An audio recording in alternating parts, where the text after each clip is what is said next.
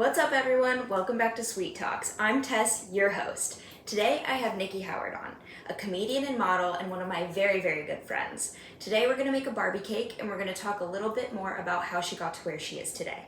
Don't forget to like, comment, and subscribe, and let's get into this episode.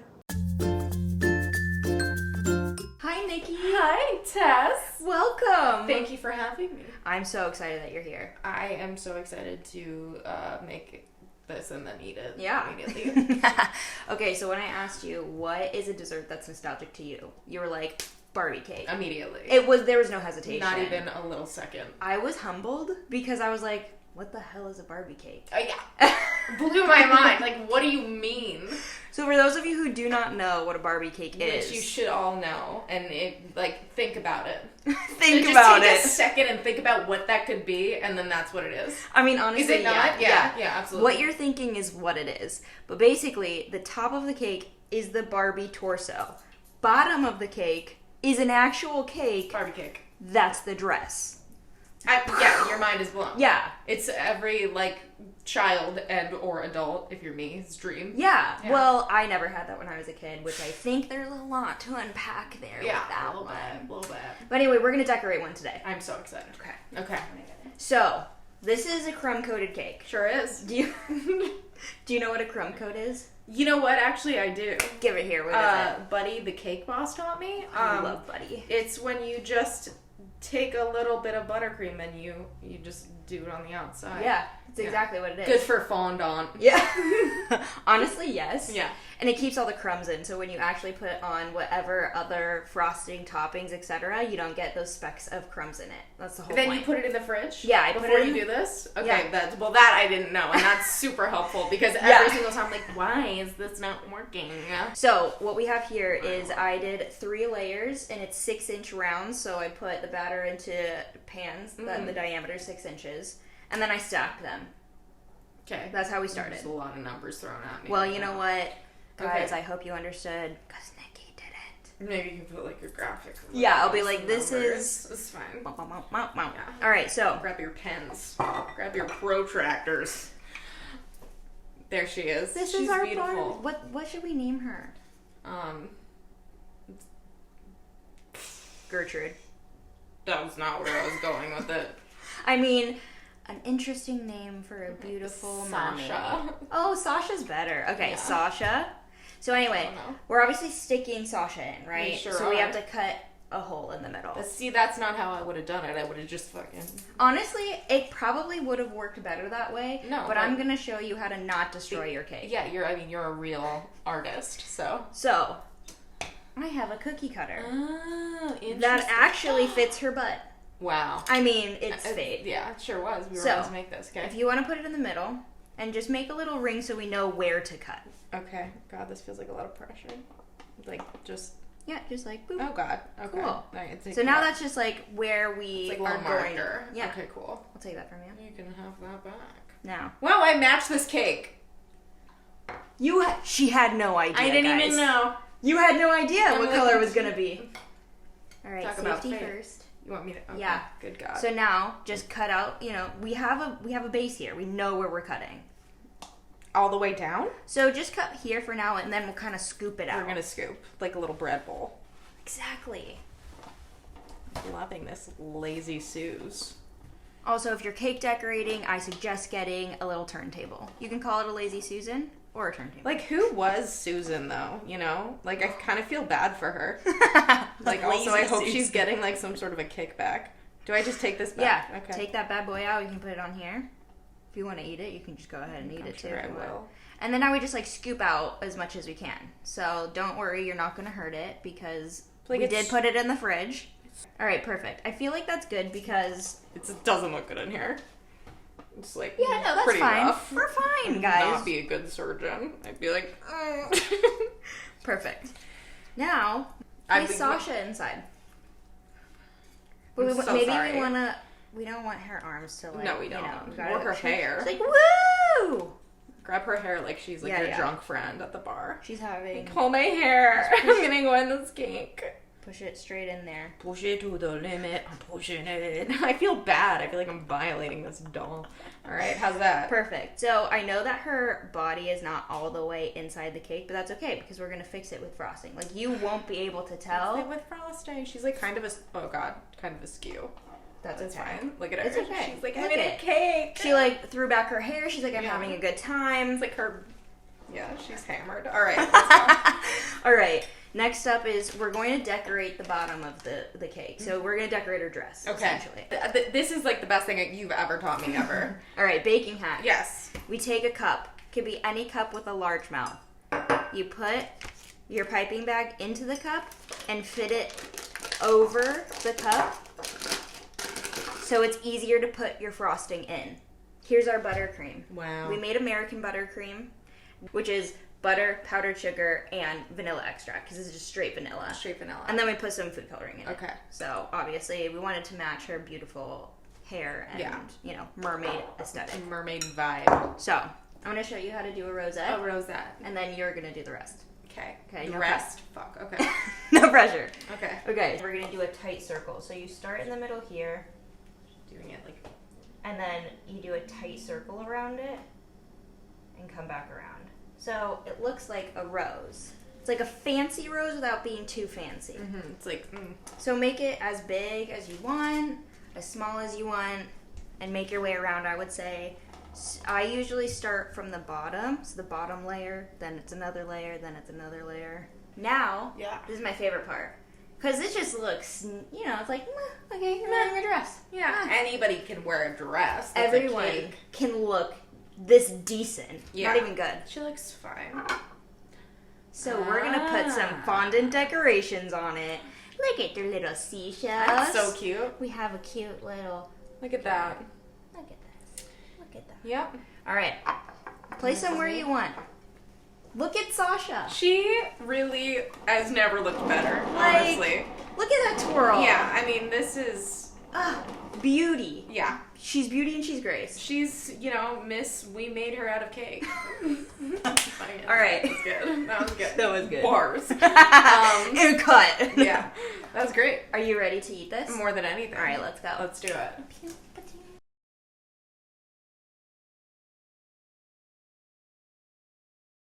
Cheers. Cheers. I'm very excited about this. So we cut into Sasha. We sure have. I feel like we should try a bite. I would love that. Okay, let's do it. Vanilla on vanilla cake. I mean, how could you go wrong? Such a classic. You just can't. Oh God. Oh yeah.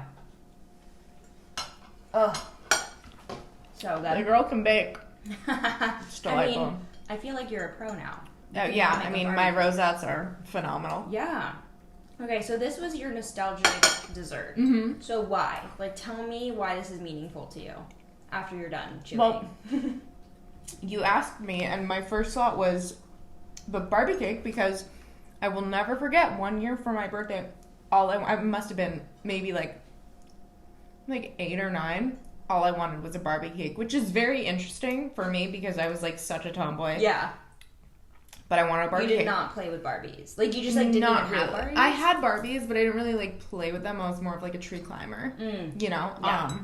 But, so my mom refused to buy the Barbie cake. She was like, I'm going to make it. And I was like, just buy the cake, Mom. Come on, buy the cake. I've never seen her bake.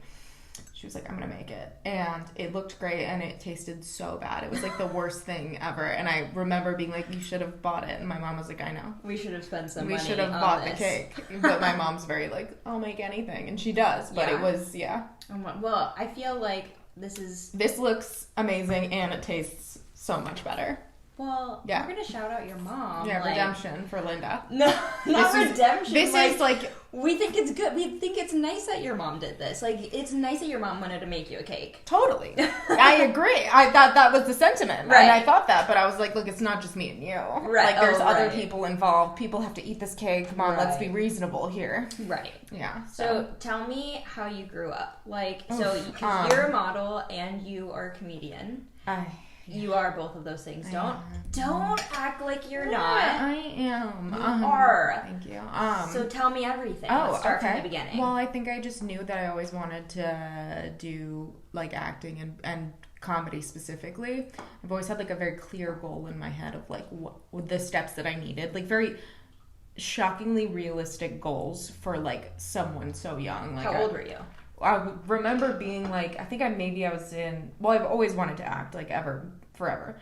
And so I think I was maybe like in probably like kindergarten when I was like, I want to act, I want to do like, you know, whatever, school plays. And then I got accepted into a performing arts middle school for acting. So I did that. And then I decided not to go to that school. It was really far away. And I was like, I just want to have like a normal high school. So I did theater in high school. My mom used to model. So I always knew that I was like, all right, I like, she did not want me to model. She like had anorexia and bulimia, and she was like, I don't want this for you. And I was like, I'm gonna be fine. She was like, all right, well, when you're old enough to like drive yourself, then you can go to auditions and castings. And I was like, fantastic. And I knew in my head, I was like, all right, if I like go online, and this was like, I can't believe my mom let me do this. She obviously like is so out of touch with tech that like she didn't realize like how horribly wrong this could have gone. But I'm like on the internet like submitting myself for castings, and I just you like, could have been kidnapped easily. Yeah. So I was like, all right, I was in high school, and then I had 2 jobs in high school because I was like, I'm trying to save up money, and I would go to these castings, but I always knew like, I was like, all right, so I can, a good segue into acting will be like modeling, because I'll kind of like have like, you know, I'll build up a portfolio while I'm still in school. Right. I auditioned for acting school, like an acting performing arts college in New York, and I was like, great, so I'll go there. I'll be able to model and make money while I'm there, hopefully. And then maybe do commercial work, and then from there, hopefully I can like kind of make my way into like film and TV. Like this is all like I'm sitting in my bedroom. I'm probably like in middle school. Right. Like, this like makes sense logically on paper. Like I'm not just gonna. I wasn't like I'm just gonna like you know audition. Right. I was like, no, this makes like strategic sense for me and like the trajectory of what I want. In high school, started modeling in Miami, and then went to school and started modeling while I was in school there. And then I moved out here and realized like nobody wanted me to do anything funny. Because I like don't look funny. But I mean, yeah, don't. You're pretty. Well, I just am like very like dark features, and, like, mysterious looking, and people are like, no, super fit. We don't get it. So then I was like, all right, well, I guess I should just like start making my own stuff. So I did that, and that was very cool, and it felt like, all right, well, I finally have control of this. But my mom was always supportive. I knew I wanted to do comedy since I was young. I had like I wouldn't say it was like rough, but my parents got divorced. My dad was an addict, and so my brother's also bipolar, so he was like kind of manic going in and out, and it was like big when like Ritalin just came out, so my mom's like, put him on Ritalin. He was like throwing chairs through like windows at schools, like getting kicked out. So then my parents got divorced. I'll give you just like the cliff notes. My parents get divorced. My dad moves back to New York because they're both from New York. And then my mom like gets a boyfriend. He seems fine. Child molester. Spoiler alert. So, and my brother, and then he leaves, and then my dad killed himself. So it was like kind of just like a lot at once. And I was like, this is like not really like what I'm here on. Like if this is life, like I'm good. So I was like struggling really a lot with depression during that time, and like it was like too much. And it's, of course, during like the most formative years, like my like 12-year-old brain is like can't wire itself properly because it's like trauma. But in that time, I kind of found solace in comedy and like just consuming it, and was just like, this makes me feel so good. And then I found joy in, essentially like bringing joy to other people, because I was like, I really feel, I feel zero joy, but if like you can feel better, then that makes me feel good. Right. So that's kind of like how I found my love of that. And, you know, of course, now that I'm an older human being, it's like certain things that served me surviving don't really like serve me anymore. Right. You know, like not feeling my feelings. So now I'm in therapy, which is good. Wait, let's go back to, because, wow, we skipped over I know, it's a lot. Here. Well, you're like, I really don't know much about you. And I was like, okay, well. Guys, for some, like, you know, background here, Nikki and I have been friends for years at this point. Well, nobody really asks, and it's like, once you open up that can of worm, you're going to get hit with a tsunami of shit. So when we were, like, doing this, I was like, oh, like, I'm going to ask you a bunch of questions, and I was like, holy shit, do I not know things? Yeah. And the answer is no. Well, yeah, I mean, no, it's also, like, you know, there's certain things where people... For example, let's say, God forbid, I'm not saying this, but like if you were like, okay, my grandma passed away or whatever, my parent passed away. It's like, there's certain things that like you can kind of grip onto as like, oh, what happened? It was cancer. And so that's kind of like a more digestible, obviously not like really, but people, it's not as like punch in the face as like, you know, that. Yeah. So it's kind of like, I don't really know. I mean, it is. It's a very shocking thing. So, going back to when your brother was diagnosed with bipolar, and it was all simultaneously happening with, you know, your mom had the boyfriend and the molesting all happened at the same time. The divorce first. Correct. Can't forget about the divorce. It's so easy to forget about that one. Okay, so that was the first thing. Yeah, I think so. And then did you feel sad? Like depression at that point? Was it building then? It's interesting because I never really like took the time to think about that. Yeah. Because so much other shit just happened like all at once. So like I actually recently started thinking like I wonder if that actually affected me because there's so many things happened after that like made like a divorce seem like divorce. It's interesting to live with an addict. Yes. So like my dad was like in and out of recovery, so like I'd go to AA with him. Mm-hmm. And so that aspect of it, I think like I took certain things away as an adult of like a guard for myself. So has it affected your relationship with alcohol? No, but I think it's affected my relationship with addicts. Okay. I have very, like, zero... Like, it's very easy for me to see a sign. Yes. Just because, like, that's, you know, what you're around. Right. So that's kind of, you know, I don't think it really... I think it was a weird transition of... Like, it was very hard for my brother. He was older. And then, you know, he's, like, a young kid without, like, a stable father. Yes. That kind of affected me, but...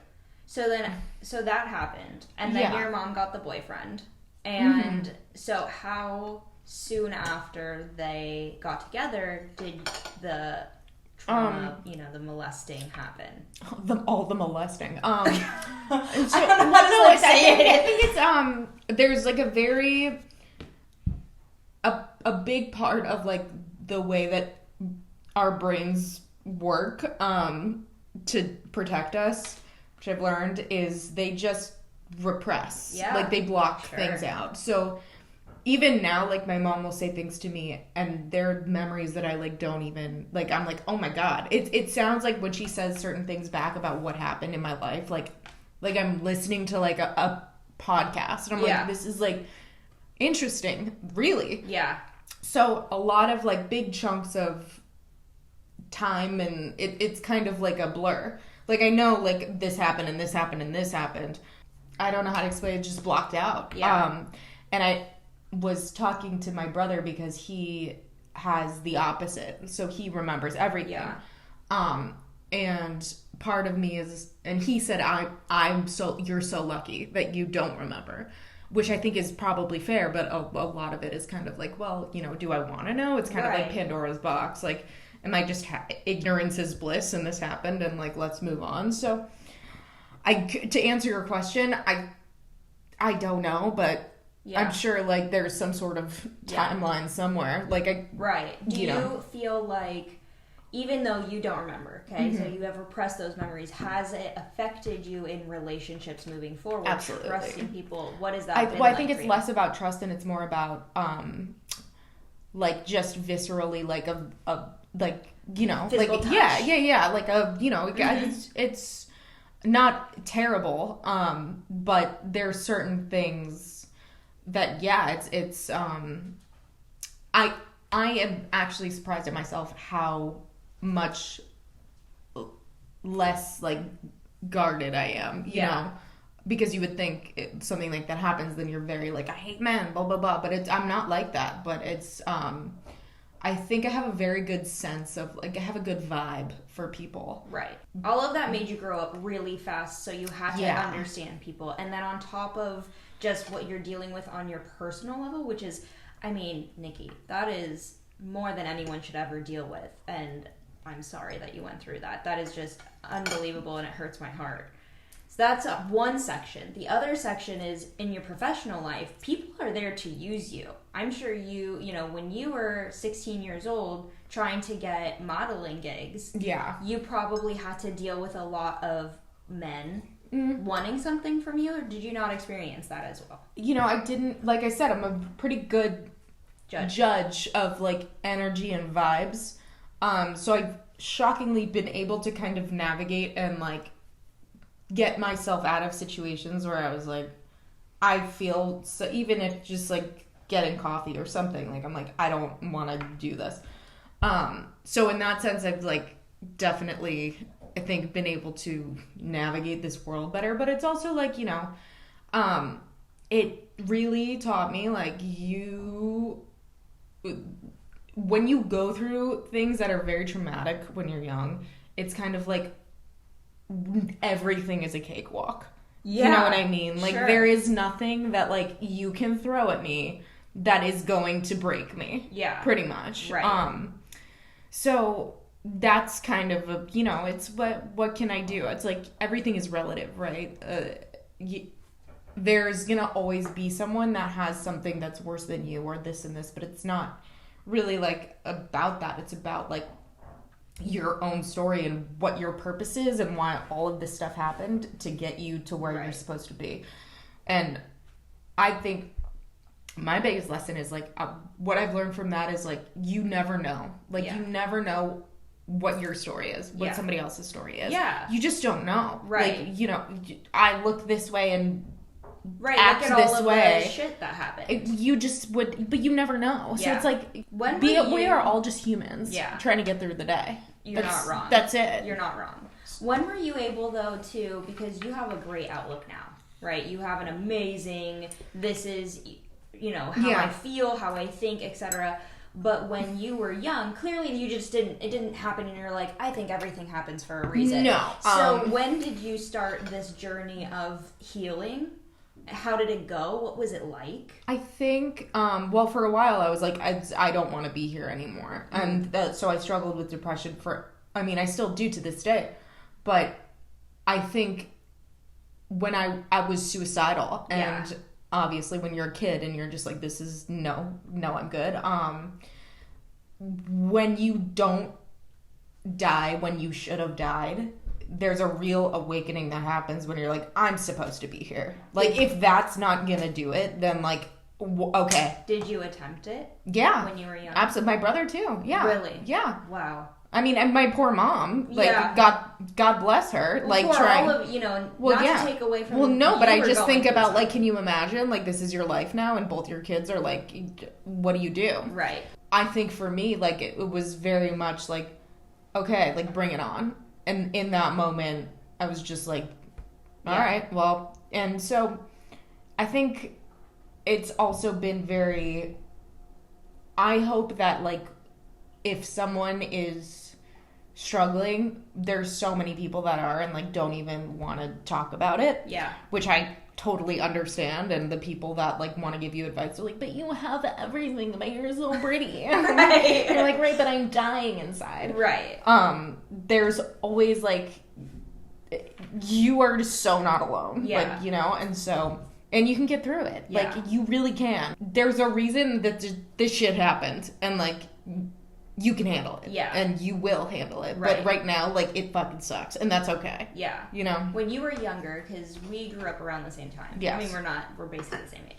So, did you feel like mental health was more taboo to talk about? I was in high school when I was like, you know, really struggling.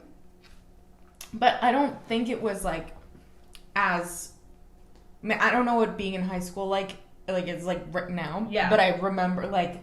It was not fun. It's not fun. You want to be cool and you want to be you know, you don't want to be like, I'm so depressed. Right. It's not like my identity. Yeah. So like, even if it was super cool to talk about, like, I probably wouldn't have said anything. Yeah. You know? But I think it was like a weird time. Like, I remember my parents got divorced. Like, I was the only kid. With whose parents. Yeah, we were like the first, which is like crazy now. Yeah, everybody's parents. Like, my parents got divorced, and then like shortly after, everybody was like, like, this is an option. Trendsetter. We're out. Yeah, it's over. But I remember being like, oh my god, like kids are gonna look at like it's so weird. Like, Right. You know, of course, everybody's parents are divorced now, but right. I think I don't know. I don't know if. I hope to God, like, there's a different, like, change in the, you know, mental health awareness world, but I think it doesn't really matter because if you're in high school, like... It's just shitty no matter what. Yeah, you just feel like everything sucks. Children are mean. Teenagers are worse. Very mean. Yeah, and it's just like you can't escape it. And so I totally understand what you're saying. You know, I remember being like bullied by this one girl and like just being like, this is such, like, are you kidding me right now? Yeah. Like, we're gonna do this Yeah. also. Like, again, on top of this else. shit. Come on. It's easy to feel alone, but high school is like not a normal environment, I think. Fast forward to now, do you also have the feeling of being alone? Maybe not all the time, sometimes. You know, I don't, because I know I'm not alone now, because I've talked to people and I know that, like, this is, I'm like an adult human being and people are more open to, like, sharing what they're going through. And it's been very cool to have people that are close friends of mine, like, reach out to me because they know that I've been through some shit. So, yeah, I think I'm able to kind of manage, you know, how I'm feeling and learn to talk about things, and I think that's been good. Yeah. You know, it's always good to do that. Yeah. But you said that you still do experience depression. Yeah. What does that look like now versus then? It looks like when you're a kid and you are depressed, you really don't have... There's nothing on the line. You know, I have dogs now. I have things like you have children. It really is. Yeah, I mean, there's like, it's... And I'm not so far gone that I'm like, fuck them, they'll be better off without me. And so there's kind of like a way that I found I can manage it before it like dips, like pull myself back up. Right. What's a coping mechanism that you found helpful? Therapy, talking. Yeah. Learning how to talk about how I feel, learning how to feel feelings. Yeah. For like a long time, I realized I'd like never felt feelings. I've just been like reacting off of how other people feel because like I have no idea. Right. Well, you were never taught that as a child, and yeah, I think you just kind of shut down and you're just like, I'm just gonna like, I'm gonna go through life. Everybody else is going through some stuff, and I'm just gonna like be like happy and like let's cheer people up. And then you know. Cut to now, I'm like, I don't understand how I feel. I feel good. I feel really good. Yeah. Like, really? But why? You don't look good. Right. I'm like... You started at a young age wanting to do entertainment, but that's also a very volatile industry. It sure is. Sure is. Yeah. And, you know, first of all, going on the journey of healing, simultaneously trying to make it in the industry. How has it affected you? How has being in the industry affected your mental health, your journey? What has that experience been like? Well, I've just felt like I'm supposed to do this. I don't know how to explain it. Like, I knew it wouldn't be easy. Like, I've always known that. I mean, you could feel defeated at times. Like, you just, like... I'm very, like, I'm going to put everything into my work. I've kind of had to learn to, like, not do that as much. Yeah. Because it's healthy. Healthy. Yeah, but... Just step away from work. Yeah, it can be horrible and it can be great and gratifying, but I think there's like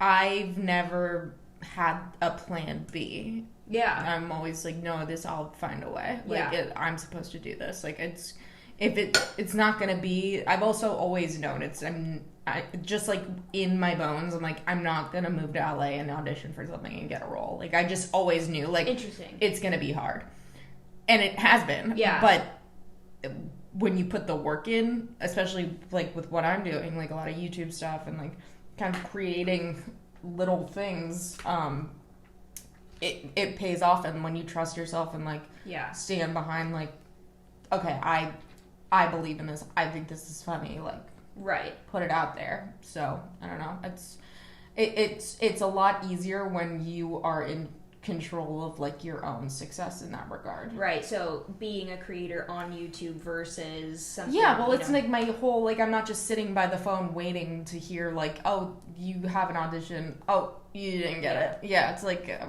mean, it's so easy to be like, why am I doing this to myself? Absolutely, because it's a numbers game and you can't control it. And it's hard when you're like, I've put so much into X, Y, and Z and look at the numbers, but you're saying you have faith because you're happy with whatever you put out. So whatever. Well, I'm not just waiting for an opportunity to be given to me. Like, I'm like actively making my own shit and doing what I love. Because the interesting thing about like acting especially is like you really only get to do it like for your audition or if you book it. Right. And the majority of the time you don't get to do it. Right. So it's been cool. And then also to be able to like work with my friends and like, you know, it's great.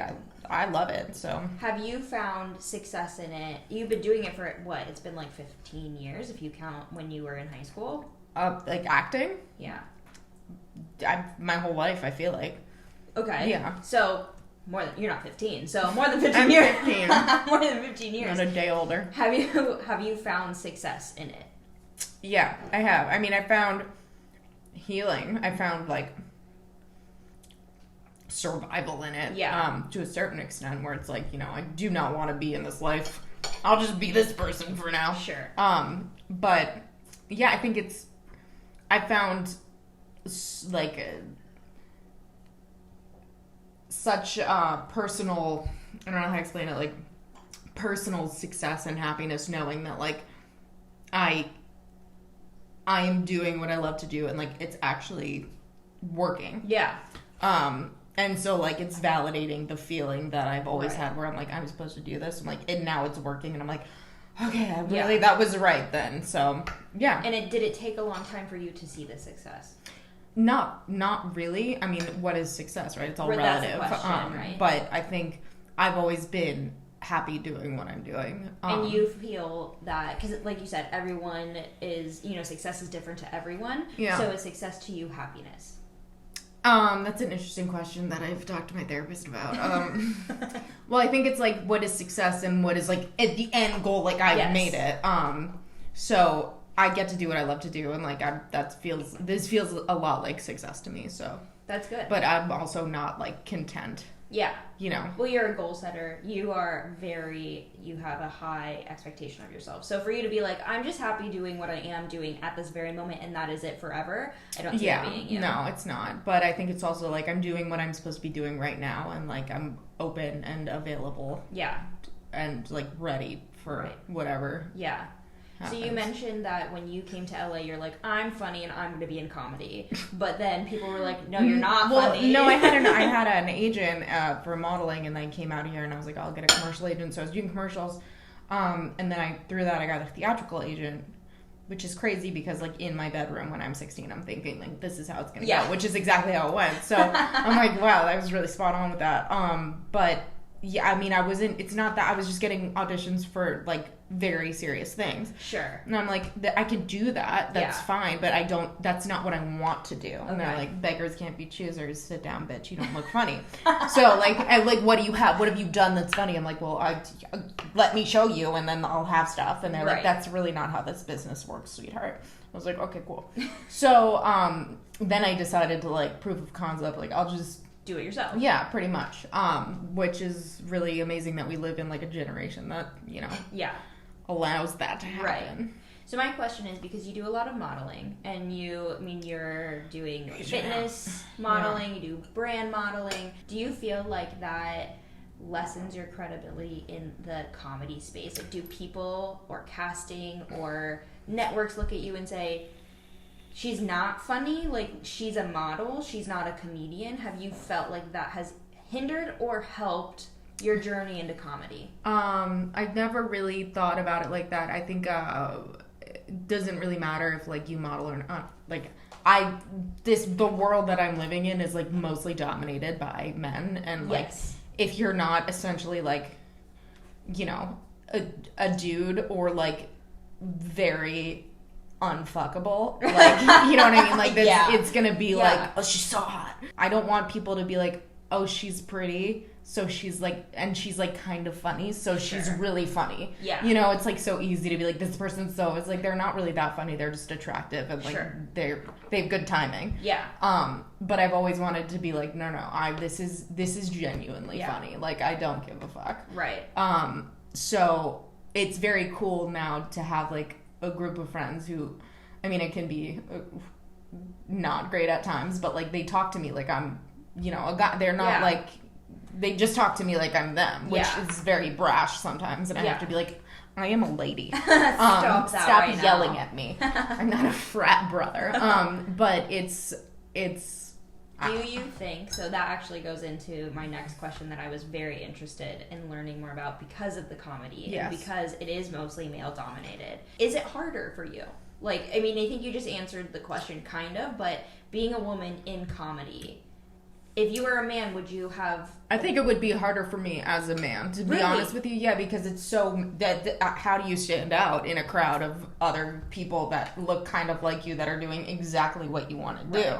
I think it's like... There's not as many women comedians. Well, it's not really that. It's like because of that, like, there's really not roles for that I'm finding. And even if when they are, I'm like, I can, like, my friends write better shit than this for me. Yeah. So, it's kind of like, okay, well, I'm just gonna have to, like, work with people that can write for me or write my own shit. So it's like, I think it's harder for them, personally.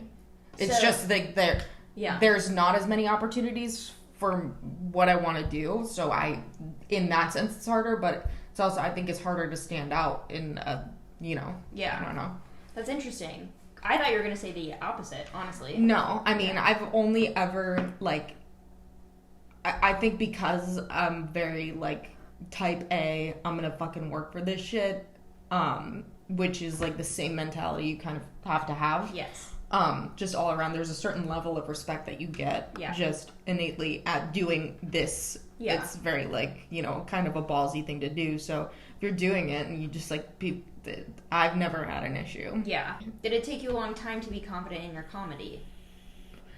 Yeah, I think it's just the ability to, like, become all of these different things. Like, I know and I can perform. That's, like, that's what I enjoy doing.